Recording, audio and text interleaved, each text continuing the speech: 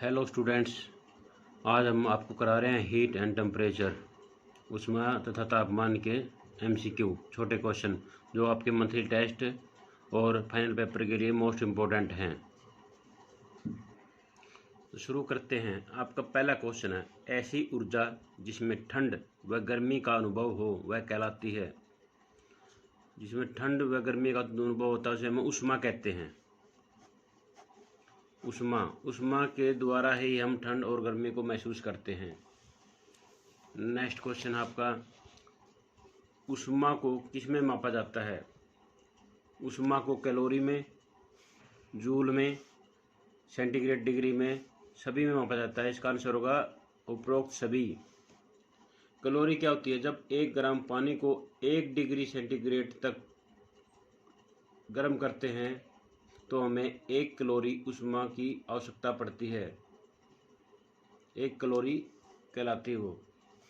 और 1 कैलोरी ऊष्मा के लिए हमें 4.18 जूल की आवश्यकता पड़ती है। यांत्रिक ऊर्जा 4.18 जूल यांत्रिक ऊर्जा की जरूरत पड़ेगी 1 कैलोरी ऊष्मा को उत्पन्न करने के लिए। सेंटीग्रेड, जब 1 पौंड पानी को 1 डिग्री तक गर्म करते हैं या टेम्परेचर बढ़ाते हैं तो उसे हम क्या बोलेंगे? सेंटीग्रेड डिग्री बोला जाएगा उसे। 1 CHU बराबर 453.6 कैलोरी होता है। सेंटीग्रेड हीट यूनिट है ये, सेंटीग्रेड हीट यूनिट। और जूल में 1 कैलोरी 4.18 जूल होता है। कैलोरी होती है वह एक किलो कैलोरी में 1000 कैलोरी होती हैं। तो नेक्स्ट क्वेश्चन आपका, ऊष्मा के स्रोत होते हैं। ऊष्मा में विद्युत से प्राप्त होती है, परमाणु ऊर्जा से प्राप्त होती है, सूर्य से प्राप्त होती है। ऊष्मा का यूज सूर्य से सोलर सेल में इलेक्ट्रिसिटी बनाने के यूज करते हैं। विद्युत में हीटर वगैरह ऊष्मा प्राप्त करते हैं। परमाणु ऊर्जा से हम न्यूक्लियर प्लांट लगाते हैं, उससे हम ऊष्मा उत्पन्न करते हैं पानी गर्म करने के लिए। इसलिए आपका आंसर होगा उपरोक्त सभी। तीनों माध्यम है ऊष्मा के स्रोत हैं ऊष्मा प्राप्त करने के। नेक्स्ट क्वेश्चन आपका है, ऊष्मा का सबसे बड़ा व अच्छा स्रोत कौन सा है। ऊष्मा का सबसे बड़ा स्रोत और अच्छा स्रोत सूर्य है। इससे ना कोई पोल्यूशन होता है और सबसे बड़ा अच्छा स्रोत है सूर्य। नेक्स्ट क्वेश्चन है आपका, 1 ग्राम पानी का 1 डिग्री सेंटीग्रेड तक बढ़ाने में जितनी ऊष्मा की आवश्यकता होती है वह कहलाती है। पीछे करा कैलोरी, उसे कैलोरी बोलते हैं। जब 1 ग्राम पानी को 1 डिग्री तक गर्म करते हैं तो उसके लिए 1 कैलोरी ऊष्मा की जरूरत पड़ती है, उसे 1 कैलोरी कहते हैं। इसका आंसर होगा B. Next question, 1 kilo calorie में कितने कैलोरी होती हैं। 1 किलो कैलोरी में 1000 कैलोरी होती हैं। 1 कैलोरी बराबर 1 किलो कैलोरी बराबर है 1000 कैलोरी। नेक्स्ट क्वेश्चन आपका है, एक BATHU ब्रिटिश थर्मल यूनिट में कितने कैलोरी होती हैं। इसके अंदर 252 कैलोरी होती हैं। 1 BTU, अगर पेपर में आ जाए 1 BTU बराबर होता है 252 कैलोरी। और पूछ ले 1 BTU CTU कितने बनता है। 1 CTU होता है जो सेंटीग्रेड वाला सेंटीग्रेड टेम्परेचर यूनिट होती है, वो किसके बराबर होती है? 1.8 BTU के बराबर होती है। नेक्स्ट क्वेश्चन आपका, 1 कैलोरी में कितने जूल होते हैं। 1 कैलोरी में 1 कैलोरी में 4.18 जूल होते हैं।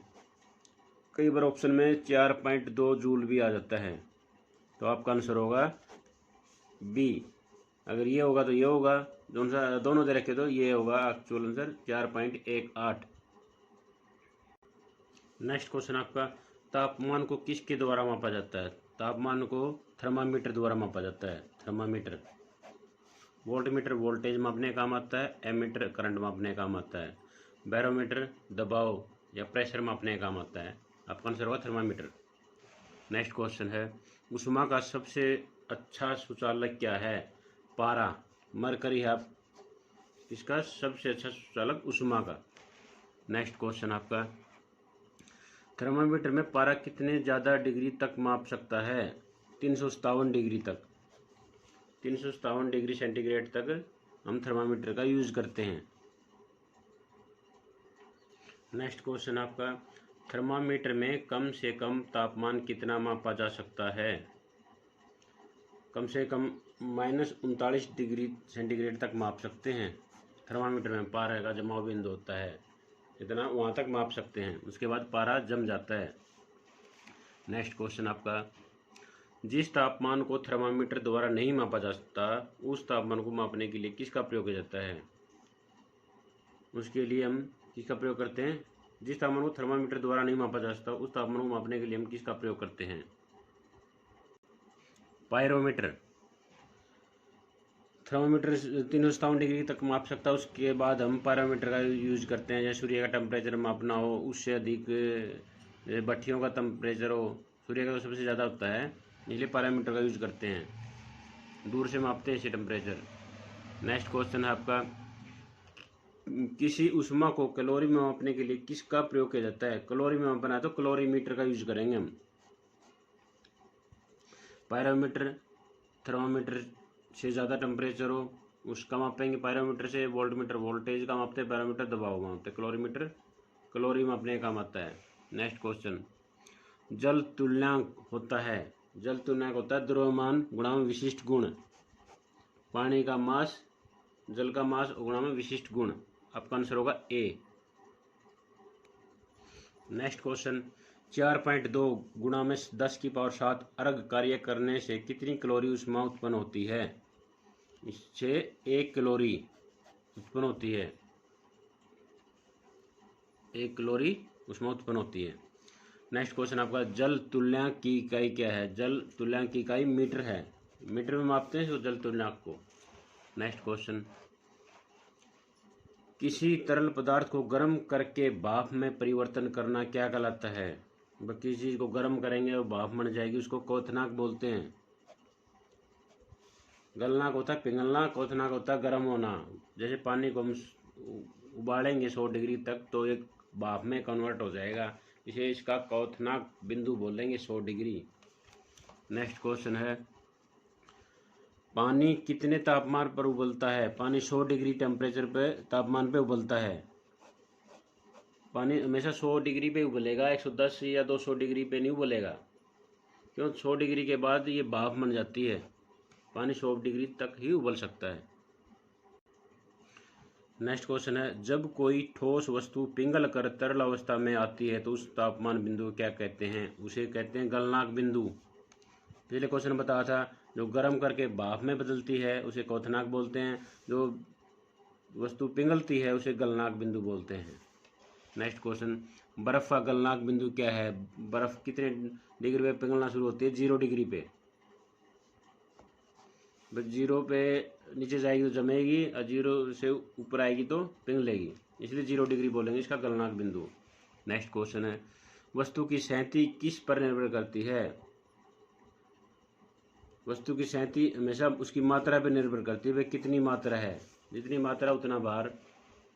नेक्स्ट क्वेश्चन है, 1 ग्राम ठोस वस्तु को तापमान बदलने बिना तरल अवस्था में लाना उस ऊष्मा को क्या कहते हैं? 1 ग्राम ठोस वस्तु उसको तापमान बदलना है, उसको तरल अवस्था में लाना है, उसे बोलेंगे गुप्त ऊष्मा। गुप्त। नेक्स्ट क्वेश्चन आपका, इनमें से गुप्त ऊष्मा होती है गलन की गुप्त ऊष्मा, भाप की गुप्त ऊष्मा, दोनों की गुप्त ऊष्मा होती है, तो आंसर आएगा आपका ए और बी। नेक्स्ट क्वेश्चन है, ऐसी कौन सी ठोस वस्तु है जो बिना तापमान बदले तरल अवस्था में आ जाती है? बर्फ। बर्फ़ को हम पानी को बर्फ़ बनाएंगे तो उसको टेम्परेचर घटाना पड़ेगा, और उसको नॉर्मल छोड़ देंगे तो अपना आप ये तरल अवस्था में आ जाती है। नेक्स्ट क्वेश्चन है आपका, पानी के तापमान तथा किसी वस्तु को 1 डिग्री सेंटीग्रेड तक बढ़ाने के लिए आवश्यक ऊष्मा की मात्रा के अनुपात को क्या कहते हैं? उसे कहते हैं विशिष्ट ऊष्मा। आंसर होगा बी। नेक्स्ट क्वेश्चन आपका, जब किसी पदार्थ को गर्म करते हैं तो वस्तु के आकार, लंबाई, क्षेत्रफल में वृद्धि होने लगती है। बढ़ी हुई लंबाई या क्षेत्रफल को क्या कहते हैं? उसको पदार्थ का प्रसार बोलते हैं। नेक्स्ट क्वेश्चन है, पदार्थ के रेखीय प्रसार का सूत्र क्या होता है? पदार्थ के रेखीय प्रसार का सूत्र होता है अल्फा बराबर लंबाई, चेंज इन लंबाई, लंबाई जो चेंज होती है L2 माइनस L1, जो पहले थी इनिशियल और फाइनल जितनी चेंज हुई है L2 माइनस L1। इनिशियल लंबाई L1, temperature change in temperature T2 minus T1, लंबाई अंतर जितना है दोनों का, और एक्चुअल लंबाई पहले की लंबाई, और चेंज इन टेम्परेचर व ताप अंतर बोलेंगे इसको। आपका आंसर होगा बी, अल्फा बराबर चेंज इन लंबाई बटे में इनिशियल लंबाई गुणा में change in temperature. Next question आपका, विशिष्ट ऊष्मा का सूत्र क्या होता है? विशिष्ट ऊष्मा का सूत्र होता है MST, मास, विशिष्ट ऊष्मा और टेम्परेचर, MST। नेक्स्ट क्वेश्चन है, पायरोमीटर कितने प्रकार के होते हैं? पायरोमीटर 2 प्रकार के होते हैं। पहला होता है ऑप्टिकल पायरोमीटर, दूसरा होता है thermo electric pyrometer. Next question, इनमें से पायरोमीटर होते हैं A optical pyrometer, thermo electric pyrometer, ये दोनों होते हैं ए और बी। नेक्स्ट क्वेश्चन आपका, सेंटीग्रेड तापमान ज्ञात करने का सूत्र क्या होता है? आपका सूत्र होता है ये C बराबर 5/9 F माइनस 32, ये सूत्र यूज किया जाता है। अगर सेंटीग्रेड निकालना है, फ़ारेनहाइट निकालना है तो सेंटीग्रेड की वैल्यू पुट कर देंगे, सेंटीग्रेड निकालना है फ़ारेनहाइट की वैल्यू पुट कर देंगे। नेक्स्ट क्वेश्चन है, सोने का क्वथनांक बिंदु क्या होता है? 2600 डिग्री होता है, इस पे जाके सोना पिघल जाता है। नेक्स्ट क्वेश्चन आपका, ताप की मात्रा का सूत्र क्या होता है? ये होता है ईट बराबर है I²RT बटे में 4.2 कैलोरी। आपका आंसर होगा ए। नेक्स्ट क्वेश्चन आपका, 120 डिग्री सेंटीग्रेड को 0 केल्विन में बदलने का मान क्या होता है? इसको केल्विन में कैसे बदलेंगे आपको पता होना चाहिए। 0 डिग्री सेंटीग्रेड पे 273 केल्विन होता है, तो ये हो गया 120 डिग्री, तो इसमें 120 और जोड़ देंगे, कितना हो जाए 393 केल्विन। तो आपका आंसर होगा सी। नेक्स्ट क्वेश्चन है, 273 डिग्री सेंटीग्रेड को 273 डिग्री सेंटीग्रेड को सेंटीग्रेड में बदलें। 273 डिग्री सेंटीग्रेड है, इसको सेंटीग्रेड में कैसे बदलेंगे? ये क्वेश्चन गलत है, ये आएगा 273 केल्विन। कैसे बदलेंगे इसको? 0 डिग्री में, 0 डिग्री 273 केल्विन के बराबर होता है। नेक्स्ट क्वेश्चन, 100 डिग्री सेंटीग्रेड को लिखा जाता है, ये होता है 212 फ़ारेनहाइट के बराबर। 110 फ़ारेनहाइट को कितने डिग्री सेंटीग्रेड लिखा जाता है? इसको 43.33 डिग्री के बराबर लिखा जाता है 110 फ़ारेनहाइट को। एल्यूमिनियम का विशिष्ट ताप कितना होता है? एल्यूमिनियम का विशिष्ट ताप होता है 900 जूल पर किलोग्राम सेंटीग्रेड। नेक्स्ट क्वेश्चन है, तापमान में वृद्धि के साथ एक धातु की थर्मल चालकता क्या होती है? बढ़ती है, घटती है, समान रहती है? जब तापमान बढ़ाएंगे तो उसके साथ धातु की थर्मल चालकता भी बढ़ती है। नेक्स्ट क्वेश्चन आपका, सूर्य की ऊष्मा का पृथ्वी तक स्थानांतरण किस प्रकार होता है? विकिरण द्वारा। ये किरणें आती हैं, विकिरण विधि होती है, विकिरण विधि द्वारा आपका ऊष्मा का स्थानांतरण होता है। नेक्स्ट क्वेश्चन आपका ऊष्मा का सिद्धांत होता है, क्या होता है? ये होता है दी गई ऊष्मा बराबर ली गई ऊष्मा, दोनों बराबर होती है ऊष्मा, ली गई ऊष्मा बराबर दी गई ऊष्मा।